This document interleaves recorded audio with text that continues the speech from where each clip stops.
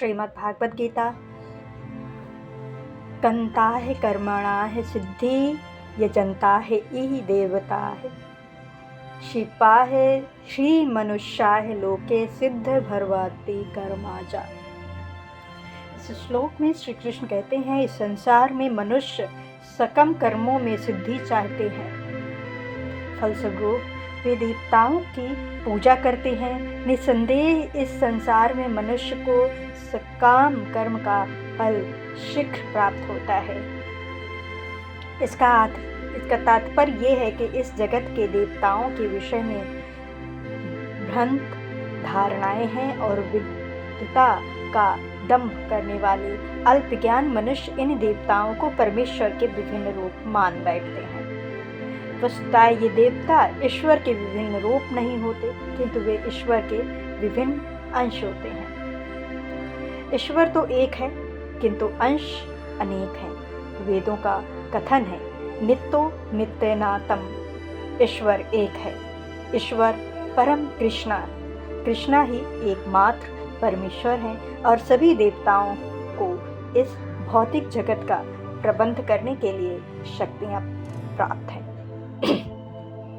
ये देवताएं जीवात्माएं हैं, नित्य नेतम, जिन्हें विभिन्न मात्रा में भौतिक शक्ति प्राप्त है।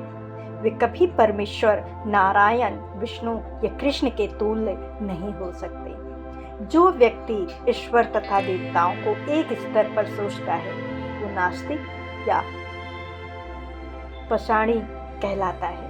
यहाँ तक कि ब्रह्मा तथा शिव जैसे बड़े बड़े देवता भी परमेश्वर की समता नहीं कर सकते। वास्तव में ब्रह्मा तथा शिव जैसे देवताओं द्वारा भगवान की पूजा की जाती है।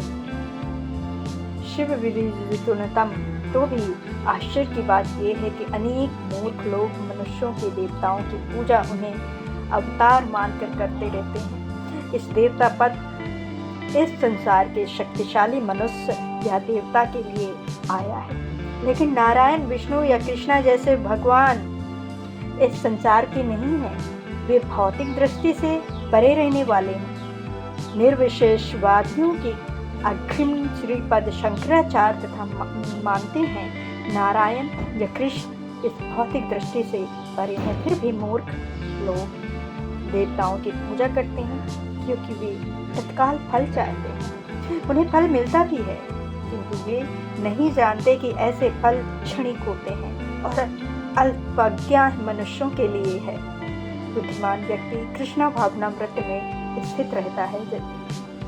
उसे किसी तत्कालीन क्षणिक लाभ के लिए किसी तुच्छ देवता की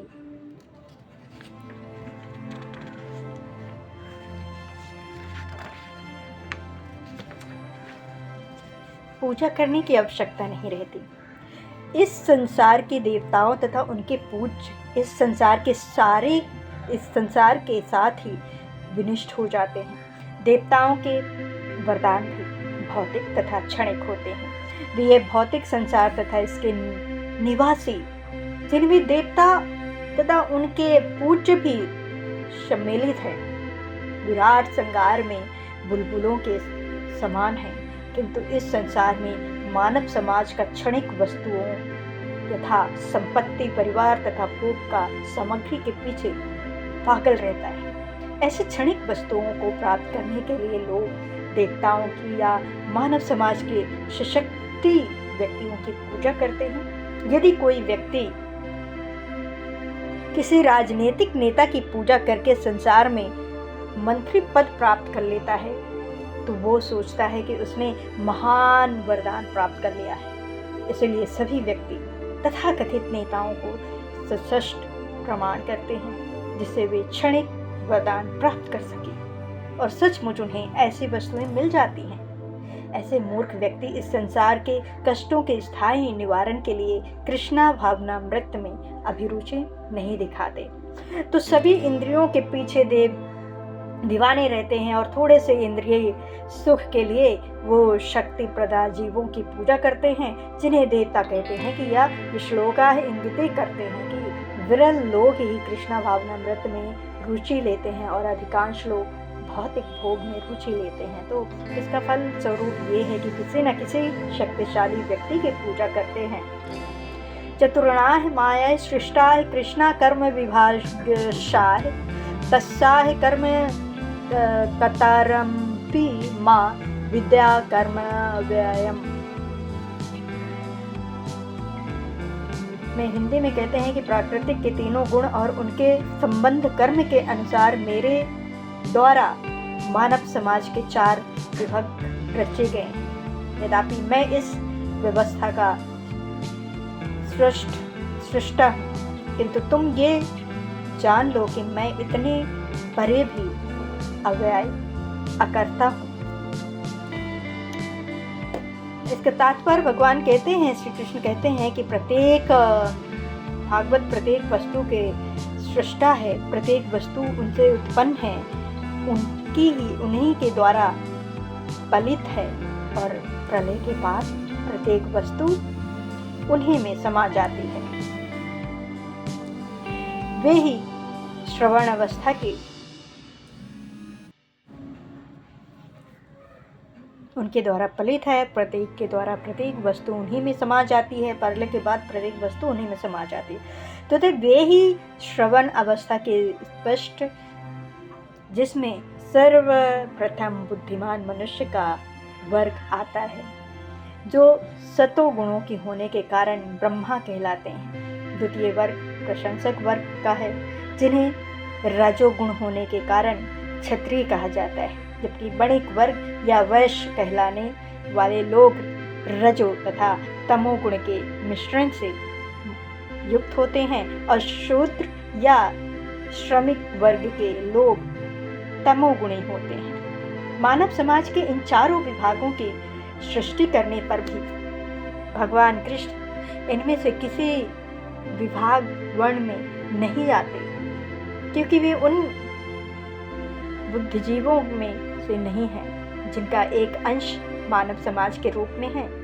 मानव समाज भी किसी अन्य पशु समाज के तुल्य है, किंतु मनुष्य को पशु स्तर से ऊपर उठने के लिए एक उपयुक्त वर्ण आश्रम की रचना की गई, जिससे कि क्रमिक रूप से कृष्णा भावनामृत विकसित हो सके। किसी विषय व्यक्ति की किसी कार्य के प्रति प्राकृतिक का निवारण उसके द्वारा अर्जित प्राकृतिक के गुणों द्वारा किया जाता है।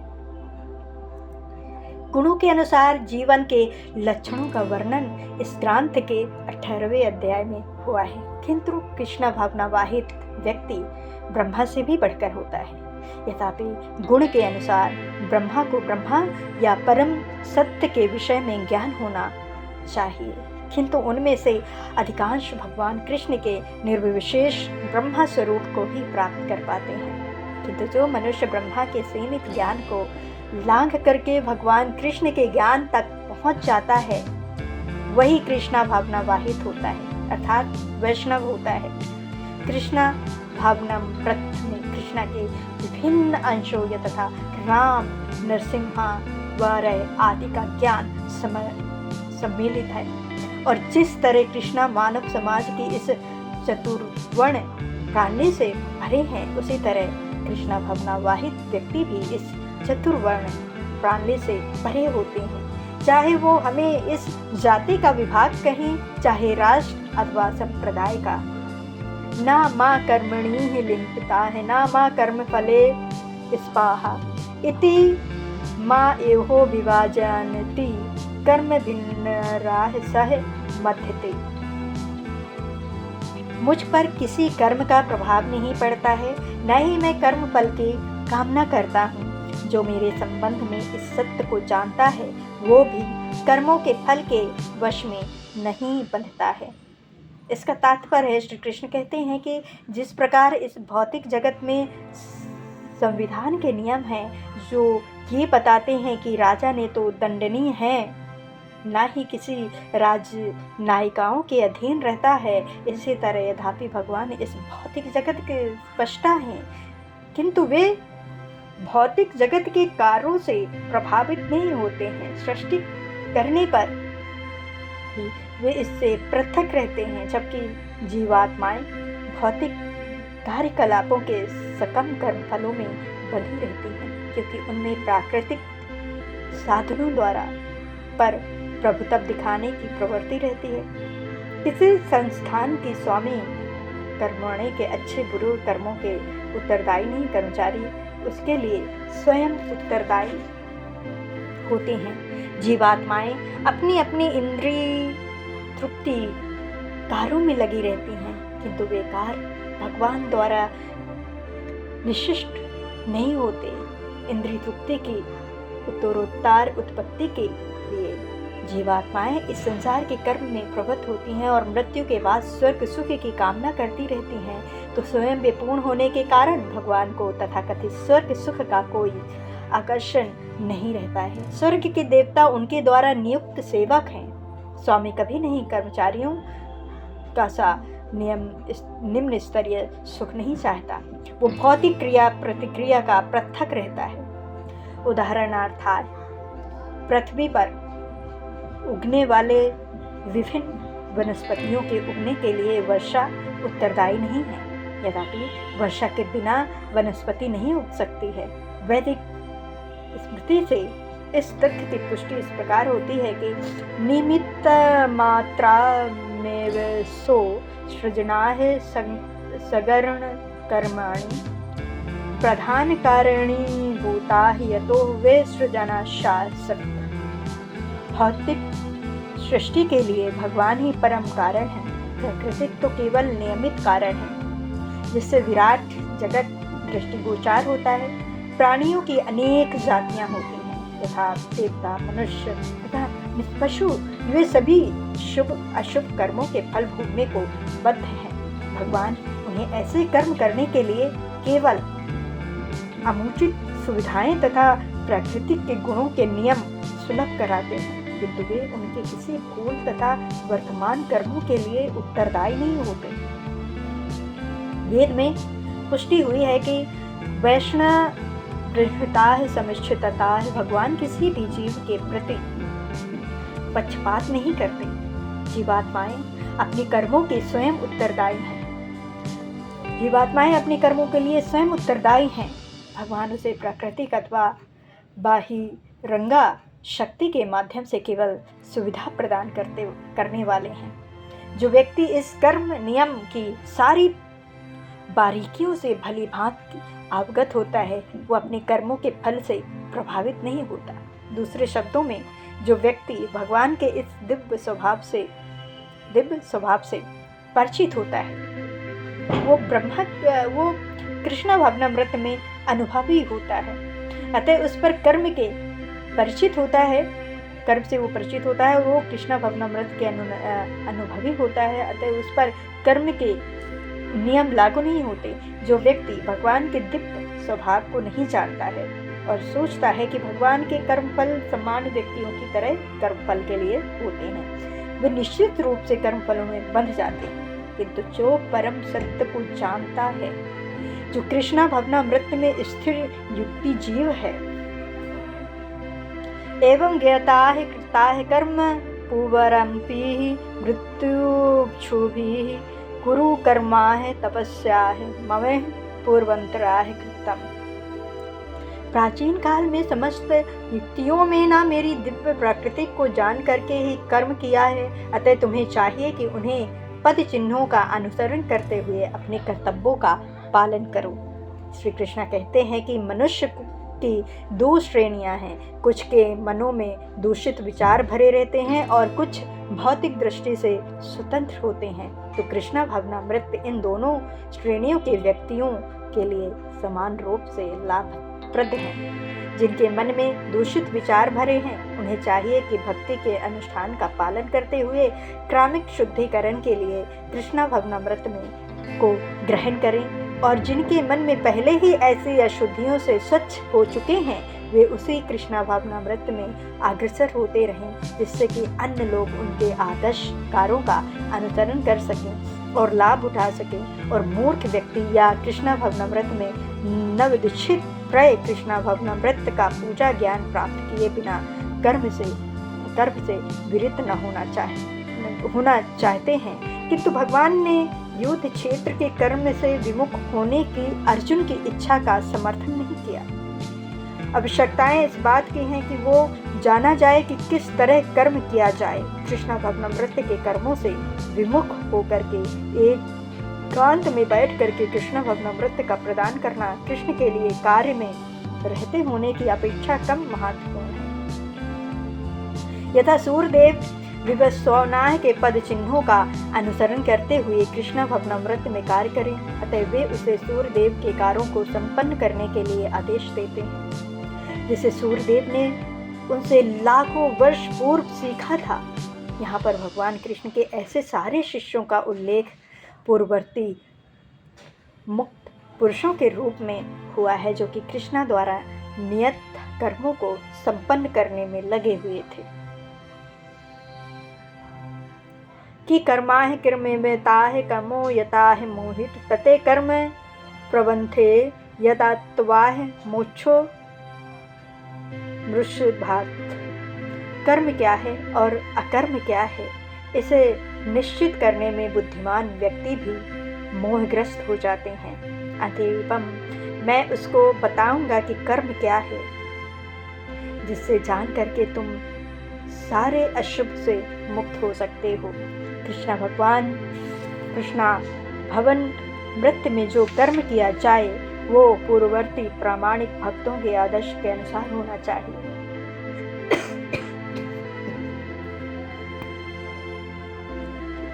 इसका निर्देश 24वें श्लोक में किया गया है। ऐसे कर्म स्वतंत्र क्यों नहीं होना चाहिए, इसकी व्याख्या अगले श्लोक में की गई है।